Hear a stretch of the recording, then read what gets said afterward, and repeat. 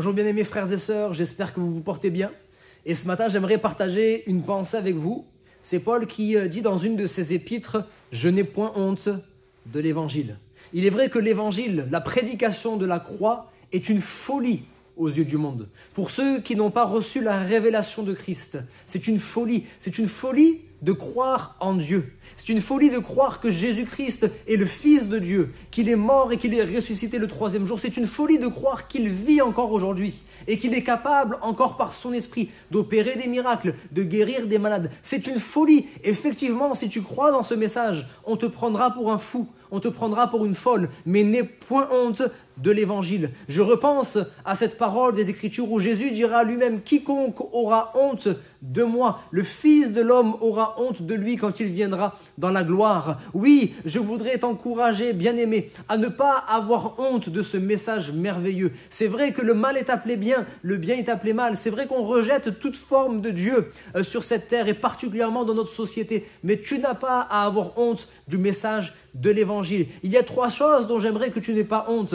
La première, c'est de prier. N'aie pas honte de prier. Il y a cet homme, Bartimée, un homme aveugle, mendiant, sur le côté, sur le bord du chemin. Il est là, oublié, il est là, rejeté, et il entend une foule qui passe devant lui. Il se renseigne. Qui est cet homme qui passe devant moi? C'est Jésus-Christ de Nazareth. Et il voit là une occasion pour lui de vivre un miracle. Il ne veut pas avoir honte. Il crie, Seigneur, Fils de David, aie pitié de moi. On lui dit de se taire, mais il n'a pas honte de crier plus fort encore. Je pense à cet homme Jairus qui avait une certaine place dans la société grâce à son rang religieux. C'était un chef de la synagogue et on avait interdit au chef de la synagogue de s'approcher de Jésus.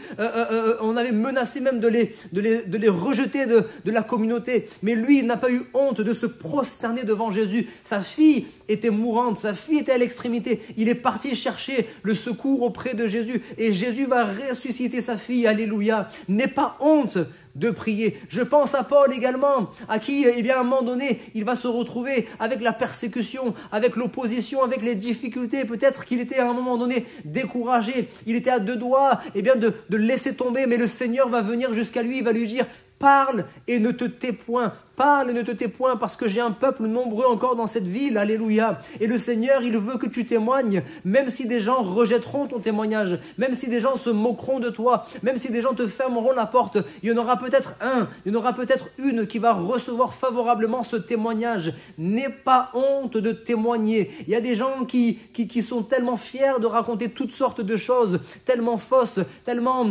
insensées. Mais nous avons le message de l'évangile, le message capable de transformer les vies. Alors je t'encourage vraiment à ne pas avoir honte de l'évangile, mais à proclamer ce message avec force, avec autorité, avec zèle, alléluia, avec audace, alléluia. Et je voudrais vraiment encore une fois t'encourager, n'aie pas honte de parler en langue. Nous sommes pentecôtistes, nous avons reçu la puissance du Saint-Esprit, celle qui avait été promise, la promesse que le Père avait fait dans les derniers temps. Je répandrai de mon esprit sur toute chair, alléluia. Et nous sommes dans les derniers temps et Dieu veut nous revêtir de sa puissance. Dieu veut nous revêtir du Saint-Esprit, de la puissance du Saint-Esprit. Et c'est vrai que ça passe par le parler en langue. C'est une chose, encore une fois, qui paraît folle aux yeux du monde, mais c'est une puissance, alléluia, pour le salut de quiconque croit. C'est une puissance, encore une fois, de parler en langue, bien évidemment avec sagesse, avec de l'ordre, sans faire tout et n'importe quoi. Mais n'aie pas honte de parler en langue, n'aie pas honte d'être un pentecôtiste, n'aie pas honte de vivre les choses de l'Esprit,